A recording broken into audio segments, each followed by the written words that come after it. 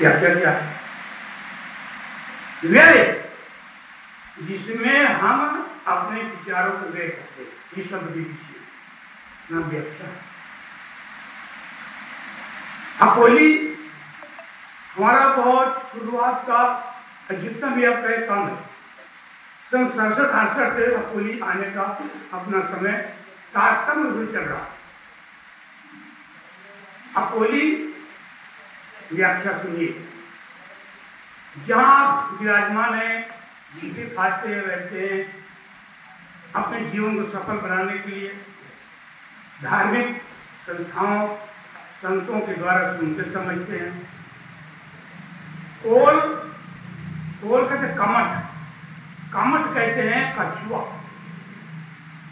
आ लग गया, जिस शब्द के पहले आ लगता है, वी लगता है, नी लगता है, उस शब्द का अर्थ बदल जाता है।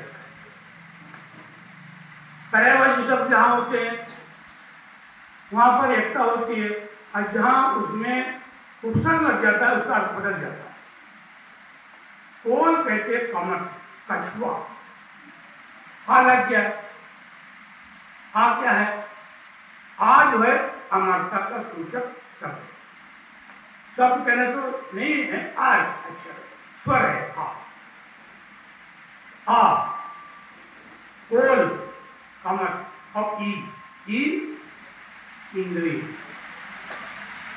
हमारा जो यह शरीर है इंद्रियों के द्वारा बना हुआ है, और इसमें आज जो अमरत्व चेतनत्व तथ्य है, ये जीवत्व स्वरूप है, ऐसा विचार करने वाले समझने वाले जो यहाँ निवास करते हैं वही अपोली निवासी। कछुआ के विषय में हमारे कृष्ण ने गीतम कहा है, यदा संधर्ते चम कुर्म अंगानि सर्वशः इंद्रियाणि इंद्रियभ्यः तस्य प्रज्ञा प्रतिष्ठा। कच्छप वृत्ति जीवन्मुक्त वृत्ति होती है।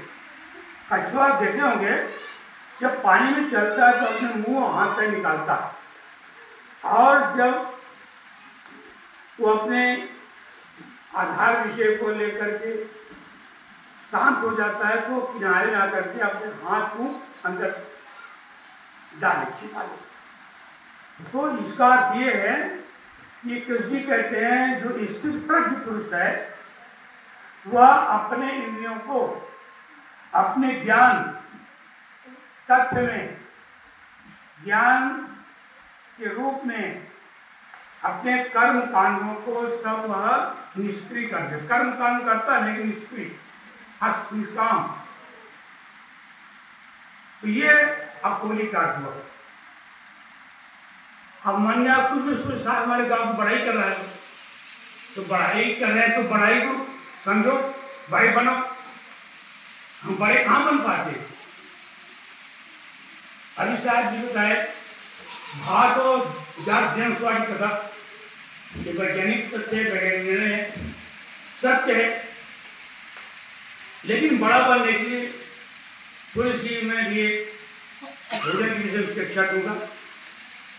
बड़ा बनता है उड़ीद का। उड़ीद को पहले दाल बनाते हैं, फिर फुलाते हैं, ठंडी में रात फूलता, फिर उसकी जो ऊपर की आवरण छाल है उसको निकालते हैं, फिर उसको पीसते हैं, फिर भी बड़ा या पीठी बनकर तैयार होती है। अभी तुम दिखाई दे तो मैं तुमको और तपस्या के रूप में लाऊंगा।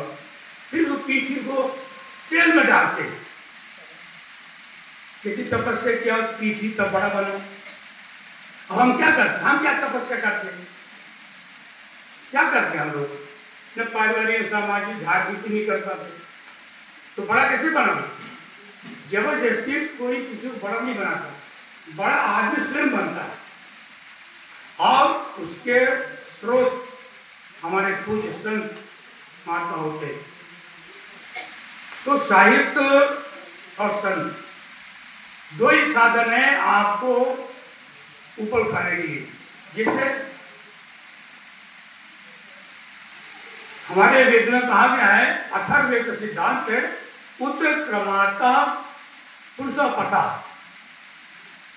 अथर्ववेद में अंग्रेज महात्मा लिखते हैं, उत्क्रमाता अपने व्यक्तित्व को, अपने चरित्र को, अपने सिद्धांत को अपने जीवनमुक्त की स्थिति में ले जाने के लिए आप हमारे जो भूतपूर्व ऋषि मुनि हुए हैं उनके पथ पर चलो। महाजनों हेन गता सपंथा, जो हमारे महापुरुष रास्ते में चले उस पर हम चले। हाँ, जहां समय नहीं आता, वर्तमान जो महापुरुष हैं उनसे आप पूछिए। ये शब्द की व्याख्या जानना जरूरी है। हम सब का नहीं समझ पाते, बोल तो रहे, हम नहीं समझ पाते मोह क्या है, प्रेम क्या है, क्या डिफिनेशन है, क्या परिभाषा है, तो श्रोता लोग क्या समझेंगे। इसलिए तो कभी साहब एक विषय पर चर्चा करेंगे और आप उसे अनभिज्ञ नहीं है, भिज्ञ है। श्री कबीर साहब की सबसे बड़ी देन विश्व के कल्याण के लिए क्या थी? सबसे बड़ी उनकी भूमिका या समाज की, विश्व की सेवा करने की सबसे बड़ी शिक्षा की भूमिका क्या थी? श्री कबीर साहब शास्त्रार्थ को उन्मूलन किए। ध्यान सुनेंगे, रोज सुनने को नहीं मिलेगा। शास्त्रार्थ को कबीर साहब ने उन्मूलन कर दिया और सत्संग को रखा। अब किस जन से किया ये तो जानना चाहिए। हम लोग साथी बोल देते हैं, प्रासंगिक संदर्भित साथी कौन है, क्यों बोले, कैसे बोले, कहाँ बोले, किसके बोले, कोई व्याख्या नहीं, कोई अर्थ नहीं। कभी साहब कहते हैं, कहते तो कहे, किससे कहे, कब कहे, इसका बोध नहीं होता, इसलिए भूल होती है। इसलिए ये साथी आती बीजेपी देश विदेश से हों फिरा, गांव गांव की और ऐसा जीरा नंग मेरे फटक, ये पसंद की बात है। बोलो सदगुरु कबीर साहब की जाए, तुमने कहा देखो बैठी जहाँ पर तुम तो देखो ना, ये तो बीमारी है, क्या तो कारण वही तो देखो, क्यों नहीं देखता, तो कहाँ से ज्ञान होगा। अखाध महिलाएं कहाँ गई थी, भागवत सुने, कहा तुम्हारा अच्छा बोली, कहा से बोली, झूठ, अच्छा कहा बोली, कुछ नहीं। ऐसे 99% महिलाएं होती है। कैसे गेलो माता जी, कैसे गेलो, इनको ये पता कहाँ बैठे हैं, कैसे बैठे हैं, तो कच्छ प्रति बता समझ नहीं पाते। जिनके तुम्हारे दर्द हो वो पीछे जा, आगे मत बैठो, कुर्सी में बैठ जाए। कहने भाग्य मेरा सदगुरु कबीर साहब सत्संग की पुष्टि के लिए, सत्संग को समाज में विकासशील, उन्नतशील करने के लिए देश विदेशों में हर स्थान में जैनियों के, बौद्धिस्टों के, रामानंदियों के, सन्यासियों के, जितने संस्थाएं धार्मिक थी सबके यहाँ गए और सत्संग किया और सबसे स्वीकृति लिया कि हाँ संत जी आप ठीक कहते। साथ साथ में क्या हानि है, सत्संग क्या लाभ है, साथ साथ में ये दोष आता है जो साथ साथ मंडन मिश्र और शंकराचार्य सत्संग हुआ। मंडन मिश्र को जल्दी मार जाना पड़ा, संसार से हार गया था, ग्लानि हुई, दुख हुआ, और शंकराचार्य को अहंकार हुआ। तो साथ साथ में ये दोष है, जो जीतता है उसको अहंकार होता है और जो हारता है उसको ग्लानि होती है, बोध नहीं होता, खींचा खाची ऊंचा कानी लगे रहते। इसलिए कबीर साहब ने सत्संग, सत्य संग, सत्य था असंग, इस सत्संग शब्द समाज में प्रकाशित आलोकित नहीं था, तो कबीर साहब ने सत्संग को रखा और शास्त्रा को हल कर दिया। पूरा विश्व कबीर के निर्णय को और इस विचार को, इस सिद्धांत को स्वीकार किया, तभी से सत्संग का महत्व बढ़ा। बिन सत्संग विवेक न होई।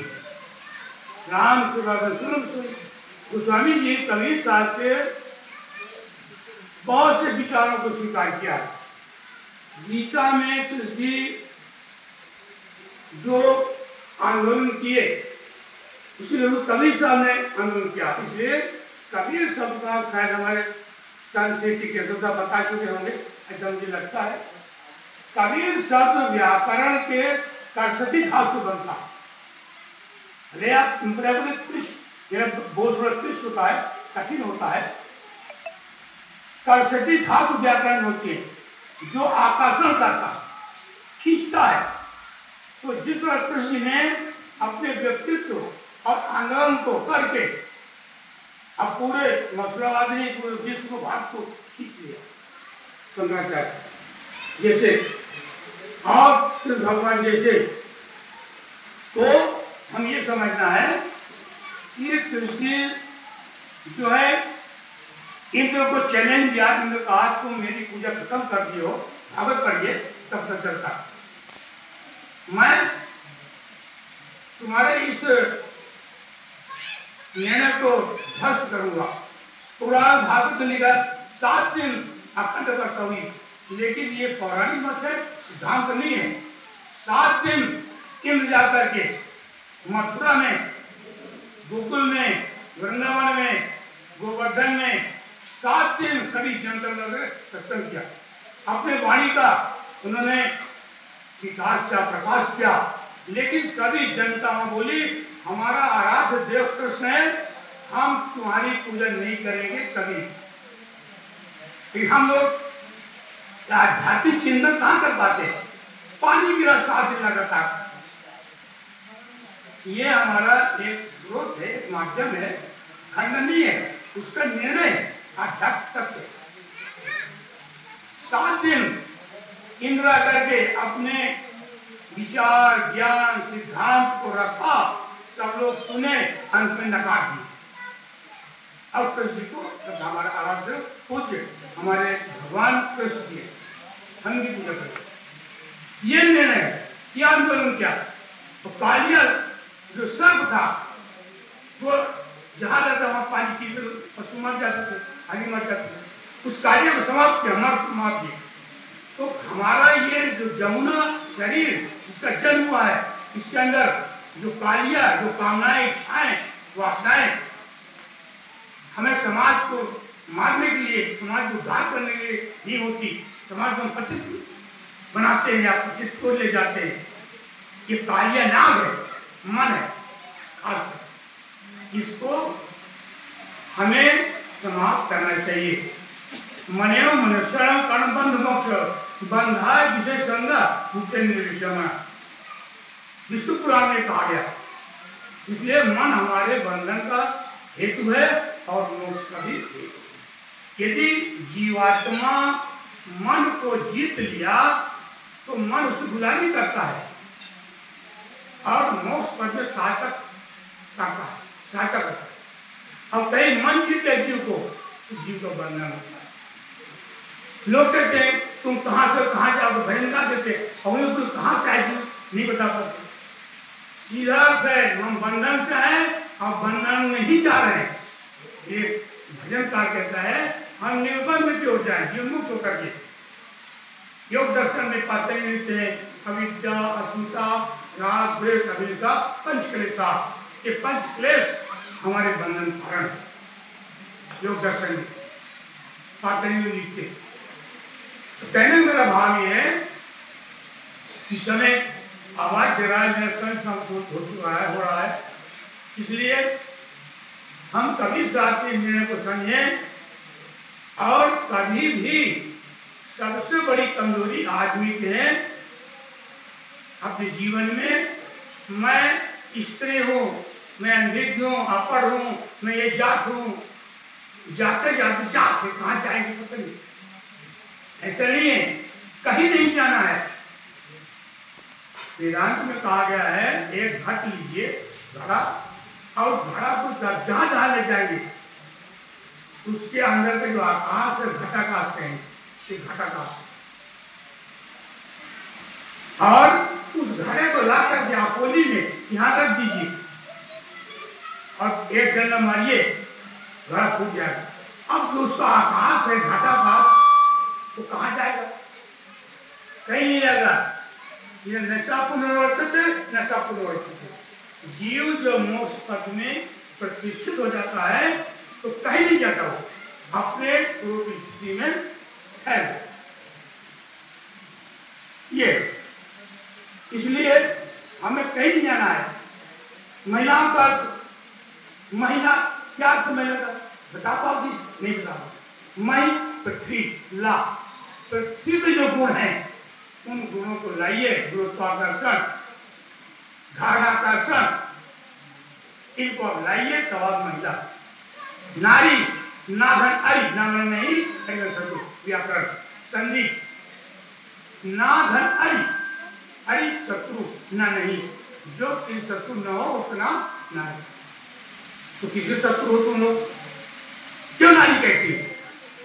नारी का होता है सिद्धांत में प्रकृति, प्रकृति न किसी का समझिए वही है, ना उसका सहायक, न कुछ ना करता है।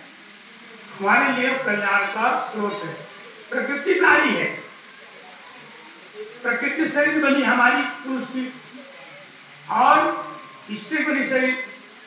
इसलिए कहते उपनिषद में कहा गया, उपनिषद में नहीं स्त्री को मनेसु न नपुंसक, जीवात्मा न स्त्री है न पुरुष है, न नपुंसक भी नहीं।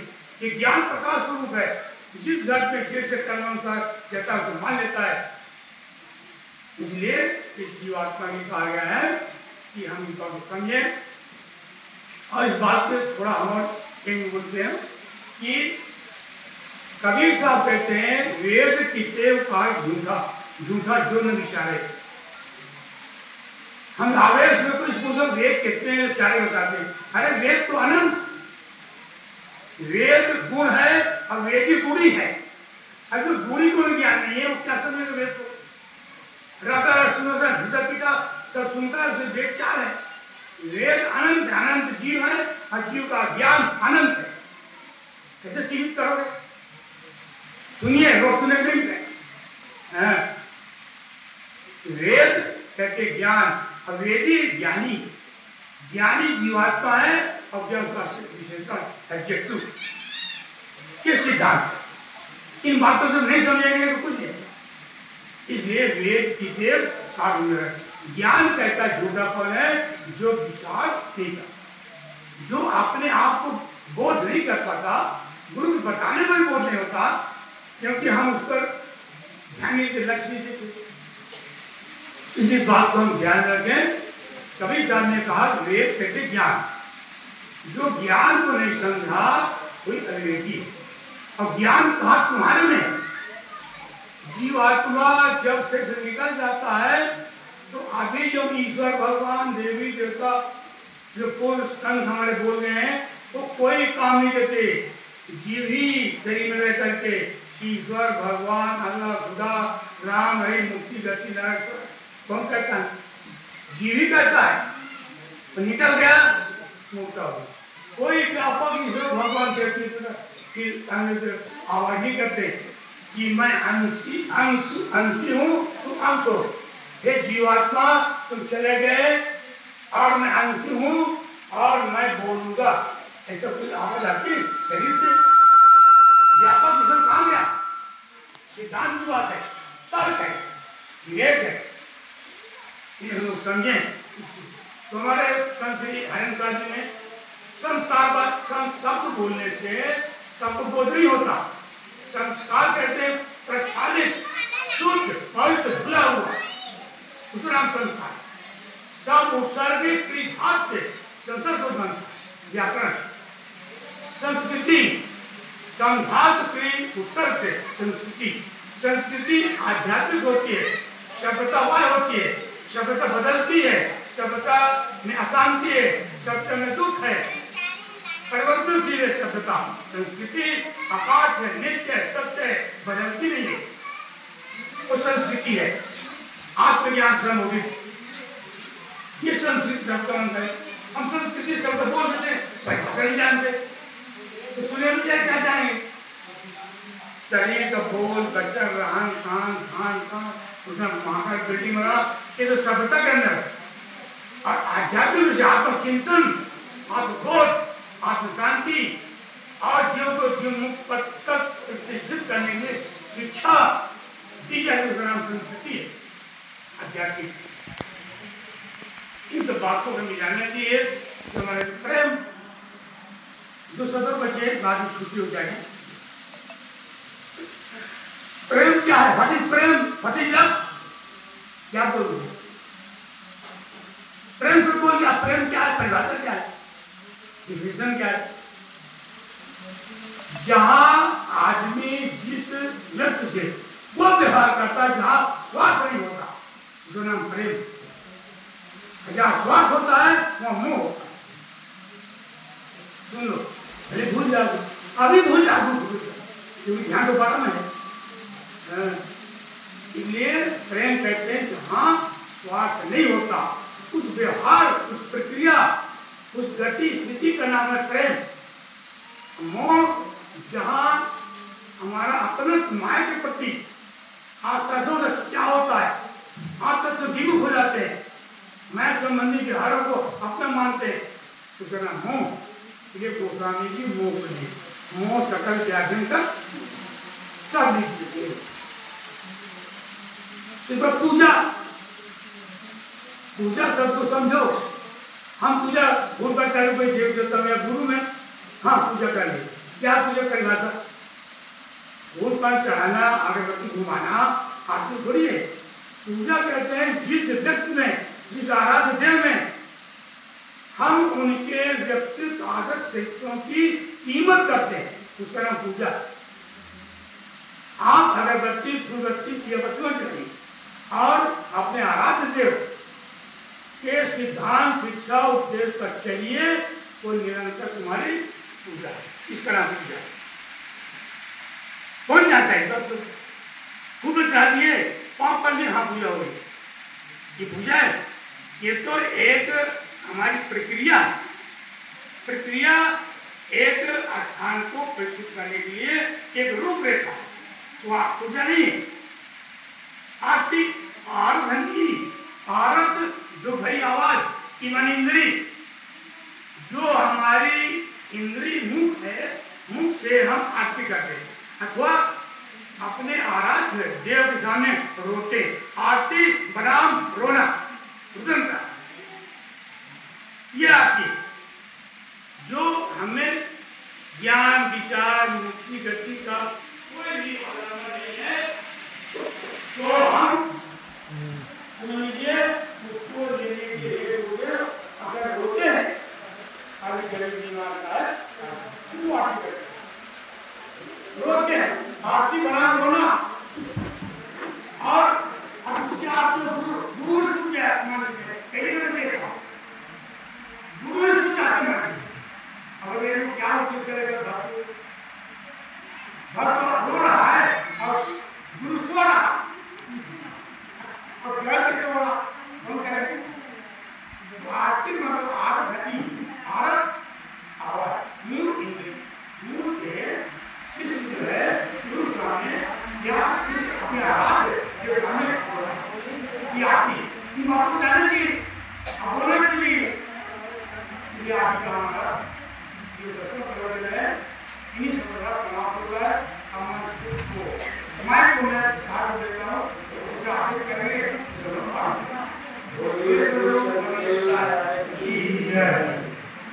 इधर संतों की बरस आदर नहीं करते, मूर्ख अपनी मूर्खता नहीं समझते और सज्जन की सज्जनता नहीं समझते। मूर्ख आदमी अपनी मूर्खता भी नहीं समझ पाते और सज्जन की सज्जनता भी नहीं समझ पाते। और सज्जन वही है जो अपना और दूसरे का हित चाहते हुए सत्य सभा मानता है। कोई सर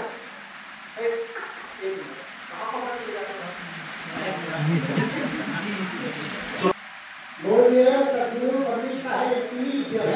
कबीर जयंती, कबीर जयंती, कबीर जयंती मनाएंगे, शांति को पाएंगे।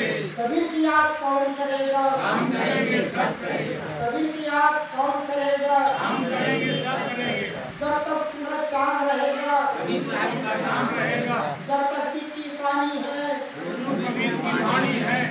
हिंदू मुस्लिम सिख ईसाई आपस में सब छुआछूत का नाश हो, छुआछूत का नाश हो, मानवता का विकास हो, मानवता का विकास हो, प्राणियों में सद्भावना हो, प्राणियों में सद्भावना हो, विश्व का कल्याण हो। भारत माता की जय, भारत माता की जय, संत सम्राट सद्गुरु कबीर साहिब की जय। आज का दिन बड़ा शुभ अवसर है कि हम कबीर साहब का जयंती मना रहे हैं और मनाना चाहिए। हमारे लिए सद्गुरु कबीर है, संत भी शिरोमणि है। संसार के जितने महापुरुष हैं उनसे हमारे सद्गुरु कबीर साहब सबसे शिरोमणि संत महापुरुष से सफलता से कुशल ज्ञान प्रकाश है, कुशल ज्ञान सभ्यता चमकते हुए गोवा के समान है। तो आज हम कबीर जयंती मना रहे हैं।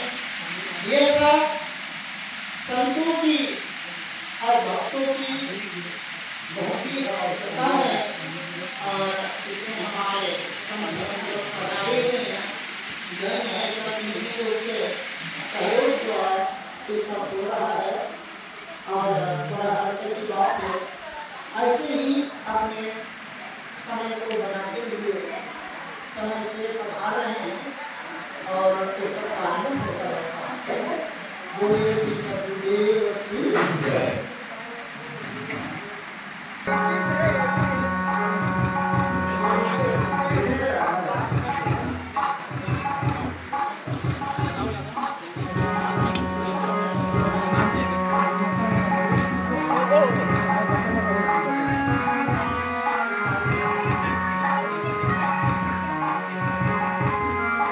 इसको थोड़ा बाहर कटा साहब, उसका बाहर रखना, वो का घाटा ना